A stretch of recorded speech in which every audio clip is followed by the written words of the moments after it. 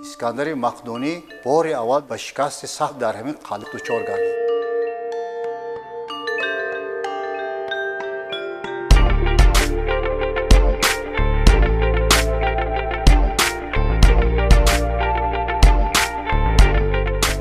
در نتیجه کشمکشی ها، جنگ ها بعد از در دوره اسکندر مقدونی تماما قلعه مخ با ویرانی تبدیل یافت، با خاک و خون یکسان شد.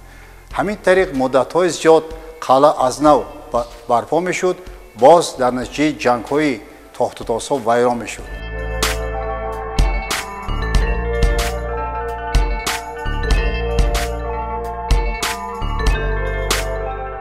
بازیافتهایی که از قلعه مخ دریافت شدند منسوب به عصرهای 4 و 5 پیش از میلاد، عصرهای 7 و 9، اینچون عصرهای 17، 18، 19 می باشد.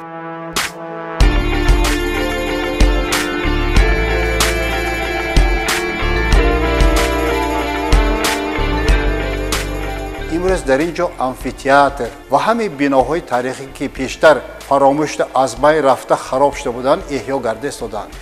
در همین امفی‌تئاتر 5100 کس جای گنجایش دارد. سوالی به میان میاد که آیا در تاجیکان نیز امفی‌تئاتر بود؟ چخیل که از تاریخ معلوم شد شهر کران درواز امفی‌تئاتر یافت شد. این نشانی از آن می‌دهد که در بسیار شهرهای باستانی ما نیز امفی‌تئاتر وجود داشت.